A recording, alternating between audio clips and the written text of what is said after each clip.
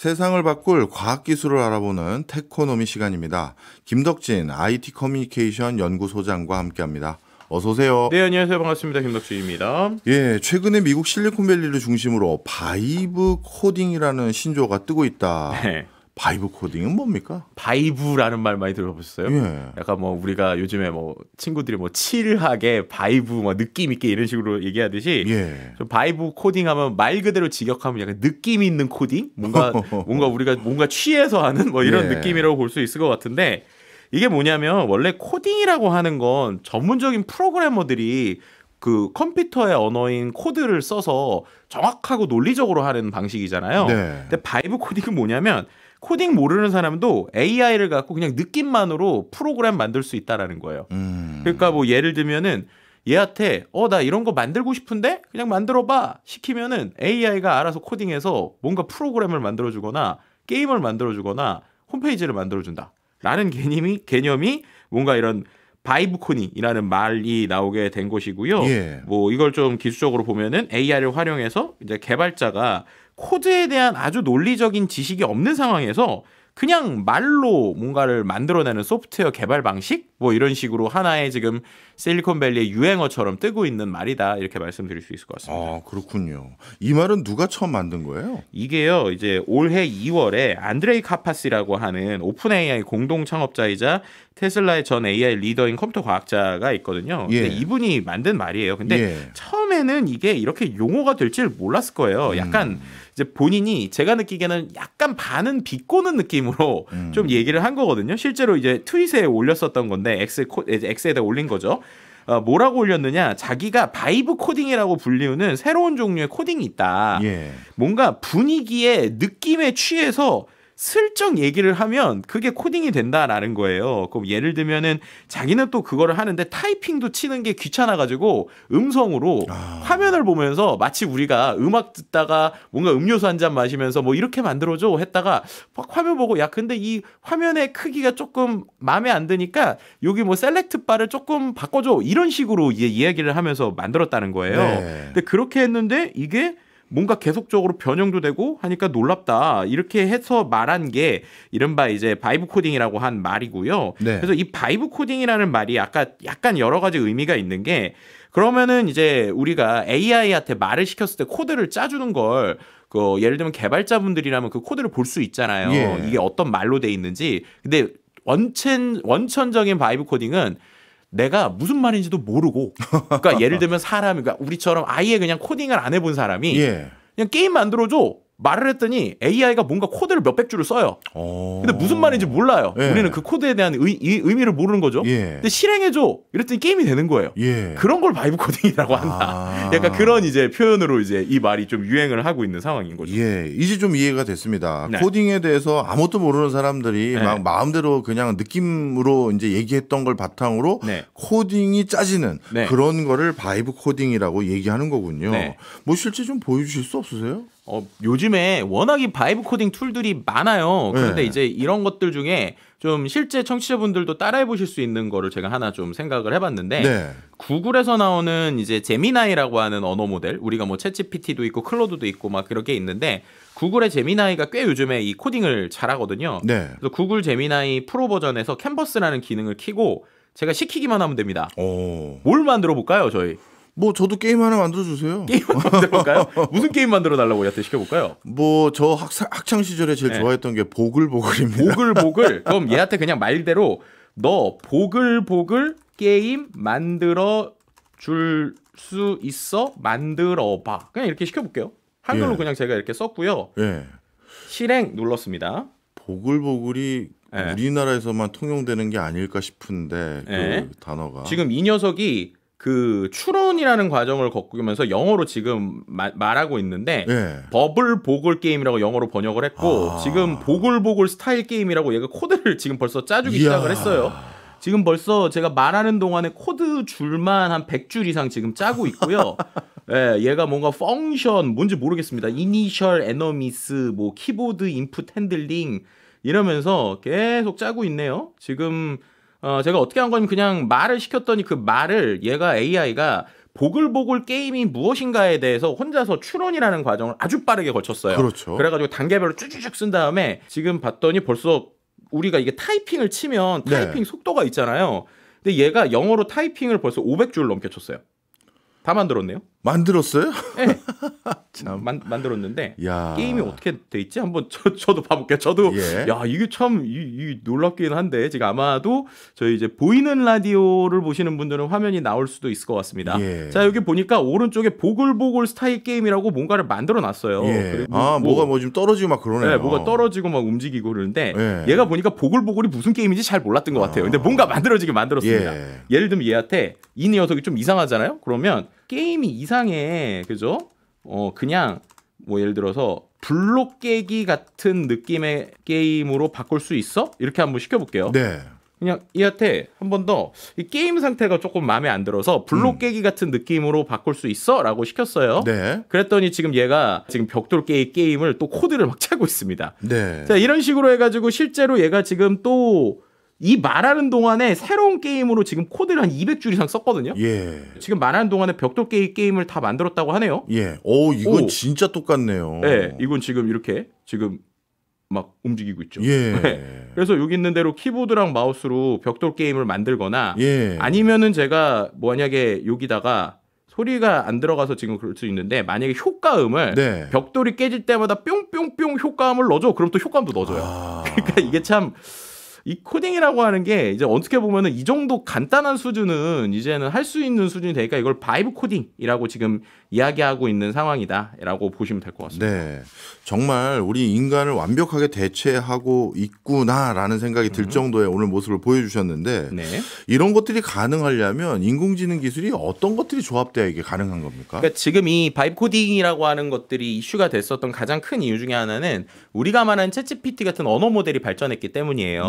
특히나 이런 언어 모델 중에서 그 클로드라고 하는 언어 모델이 상당히 이런 그 코딩을 잘하는 걸로 유명했는데 최근에는 모든 AI 모델들이 추론이라고 하는 생각하는 과정까지를 겪게 되잖아요. 그러다 보니까 생각해 보시면 사람들이 쓴 코드들이 다 본인이 갖고 있는 게 아니라 요즘에 인터넷 공간에 다 있거든요. 뭐 예를 들면 깃허브라든지 이런 곳들에 있는 코드들을 AI가 공부를 해서 사람이 하는 프로세스대로 공부를 한 거예요. 근데 그게 어떻게 된 거냐면 개발자들이 보통 개발을 할 때 이 코드를 사람들도 알아봐야 되니까 그 코드에다가 중간에 주석이라는 걸 써요. 그럼 주석은 뭐냐면 우리가 모르는 외계어 같은 게 쫙 써 있는데 중간에 주석 처리돼 있는 거는 사람이 알아들을 수 있게 사람의 언어로 써놓은 거예요. 예를 들면 1번부터 10번까지는 내가 홈페이지를 만드는 기본 조작이야 라고 이제 문장을 쓰거든요. 근데 그 문장은 AI가 이해하지 못하고 사람을 위해서 만든 건데 챗GPT 같은 언어 모델은 그걸 통째로 공부하는 거예요. 그러면 어떤 통째로 공부했을 때 사람이 이렇게 얘기할 때 이런 식으로 코드를 쓰는구나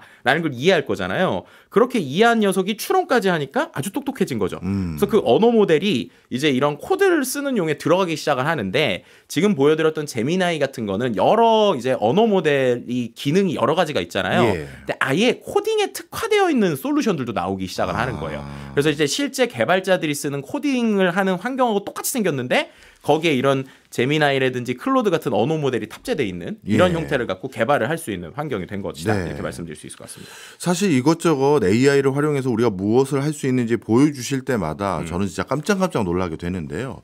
이거를 아마 우리 청취자들 또는 시청자분들은 이렇게 한번 좀 비유해서 설명해 주실 수 있을까 궁금하실 것 같아요.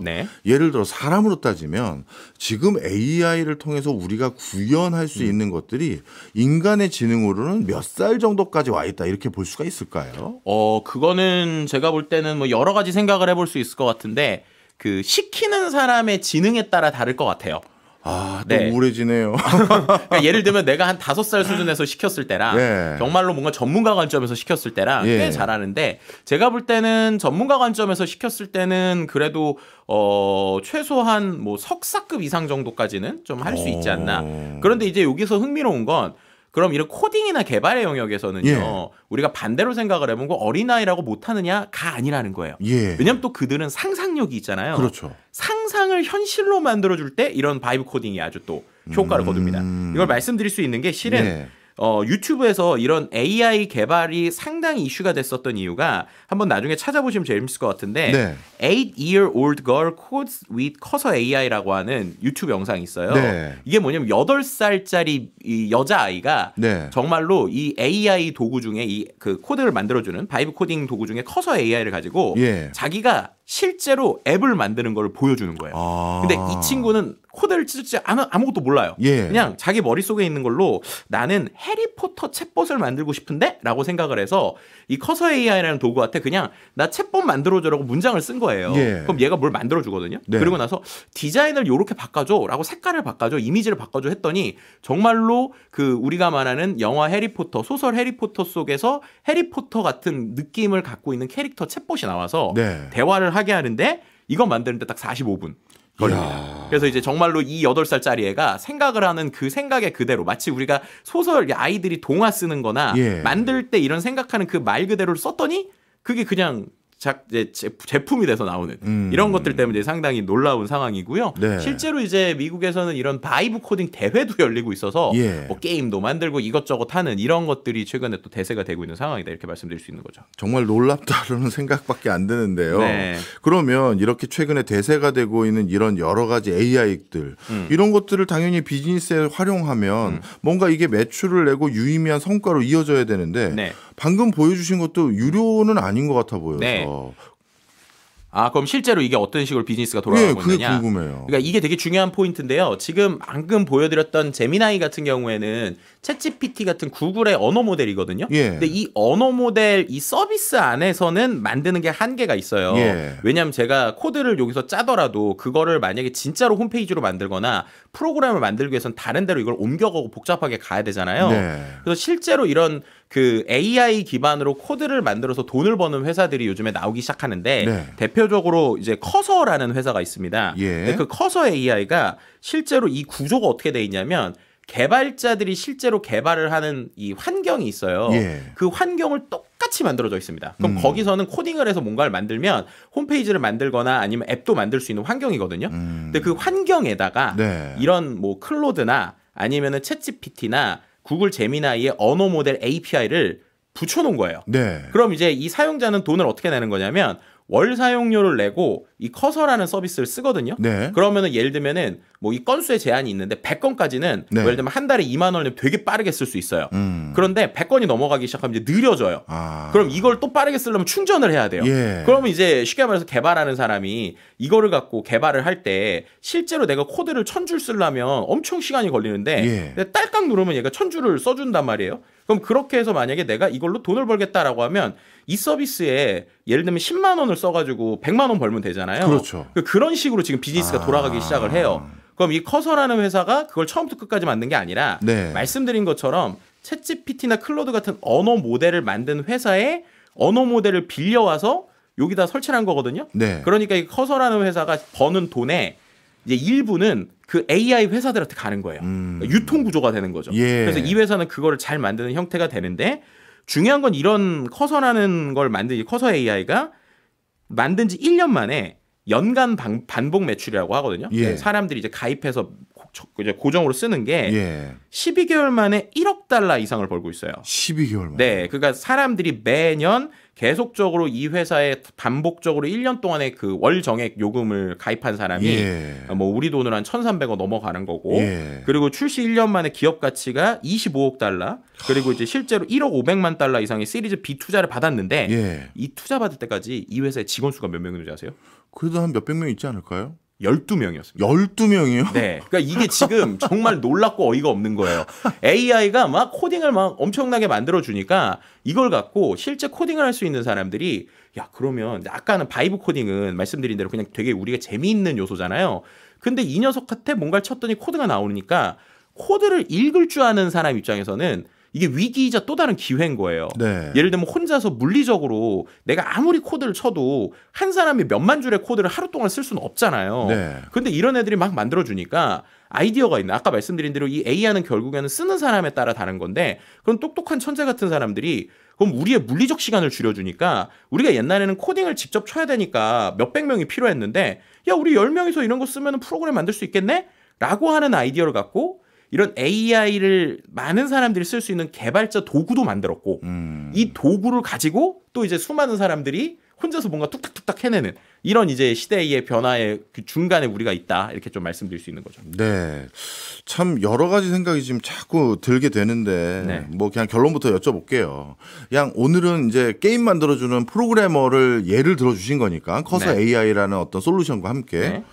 그럼 앞으로 이제 개발자는 필요 없는 건지 그게 궁금하고요. 네. 그러면 앞으로 이런 IT 분야의 일자리의 전반적인 변화는 우리가 앞으로 어떻게 전망하면 되는지 네. 이거 좀 얘기 좀 해주세요. 일단은 개발자가 아예 필요 없을까라는 거는 여전히 논란이 있어요. 예, 완전히 필요 없을 것 같진 않습니다. 예, 이거 왜 그러냐면 기본적으로 이런 AI 도구들을 갖고 바이브 코딩의 방식으로 코딩을 하면 새로운 것 만들 땐 잘해요. 예. 그러니까 마치 우리가 챗GPT도 마찬가지인데 아무것도 없는 상태에서 뭘 써줘 이러면 잘하거든요. 예. 근데 우리가 뭘 주고 고쳐줘 이런 걸 오히려 잘 못해요. 그러니까 비슷하게 수많은 우리 AI, 그러니까 우리 수많은 IT 솔루션들이 있잖아요. 그런 솔루션이 아주 복잡하고 예를 들면 금융권 같은 경우에는 많은 사람들이 같이 복잡하게 들어있는데 거기에 일부를 고치는 이런 행동들은 아직 AI가 잘 못해요. 네. 그러다 보니까는 그 관점에서는 여전히 좀 개발자들이 필요할 것이다라고 얘기를 하는데 그럼 주니어 개발자가 얼마큼 필요할까에 대해서는 논란이 있는 거예요. 네. 왜냐하면 주니어 개발자들이 하는 일이 정말로 그런 정말 물리적으로 사람들이 필요해서 수백 네. 줄, 수천 줄을 써주면서 공부를 해서 학습을 해서 올라가잖아요. 네.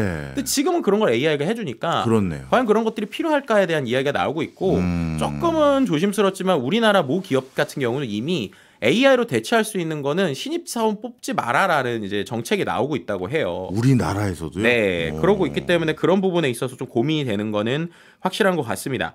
하지만 이제 반대로 생각을 해보면 창업을 하는 사람들 입장에서는 또 다른 기회가 될 수도 있는 거죠. 예. 예를 들면은 아까 주니어 입장에서 그럼 주니어들은 무엇을 할 것인가라고 하면 또 그들은 가지고 있는 좋은 아이디어들이 있잖아요. 네. 근데 예전엔 아이디어가 있더라도 네. 최소한 창업을 하려면 개발자 뭐 4-5명이 필요하니까 네. 그 사람도 뽑아야 되고 초기 투자 비용도 많이 들잖아요. 그렇겠네. 근데 요즘 미국 실리콘밸리에서 새로 만들어지는 창업가들이 초기 투자를 안 받으려고 한다고 합니다. 왜요? 예전에는 초기 투자를 받았어야 했던 이유가 최소한 10명의 인건비를 주고 네. 또 서비스가 만들어지면 서비스가 안정화될 때까지 돈이 많이 들고 플랫폼 비즈니스라는 게 결국에는 회원 수가 많아야 되니까 유지 보수하려면은 결국 돈이 많이 필요할 거라고 생각하잖아요. 네. 그런데 아까 말씀드린 커서 AI 같은 도구를 가지고 정말로 개발을 잘하는 사람이면 혼자서도 10명분의 개발을 할 수 있는 거예요.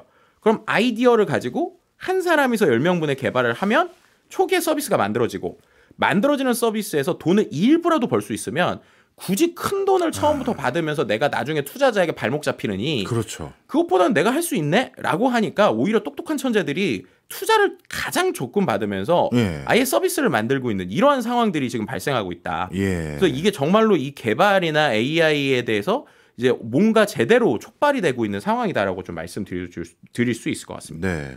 말씀을 쭉 듣고 보니까 저는 이런 생각이 듭니다. 이 AI 시대가 우리가 무조건 겉만 먹을 게 아니라 이걸 어떻게 활용하는지에 따라서 나에게 더 큰 부가가치를 가져다 줄 수 있을 것 같긴 한데 저나 우리 소장님은 이제 슬슬 뭘 더 하기는 쉽지 않은 나이고 만약에 우리 아이들에게 네. 이런 변화 속에서 유능한 사람으로 계속해서 평가받으려고 한다면 이제 우리는 뭘 가르쳐 줘야 되는 거죠? 예를 들어서 저 어렸을 때만 하더라도요. 비주얼 베이직 그 코딩 그 하는 거 있잖아요. if문 쓰고 네. 이런 거 열심히 했었거든요. 이제 그런 건 할 필요가 없어 보여요.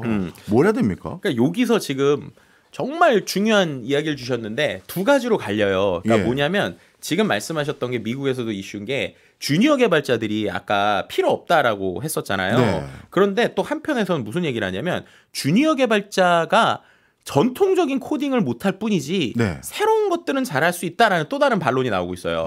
이게 무슨 말이냐면 이 실제로 미국에서 이 AI를 갖고 개발한 지가 3년이 됐거든요. 그러니까 신입사원을 뽑았는데 이들이 인터넷에 연결이 안 돼 있고 AI가 없으면 개발을 아예 못 하니까 네. 이거 별로다라고 하는 쪽이 있는데 일론 머스크가 되게 재밌는 얘기를 한 게 예.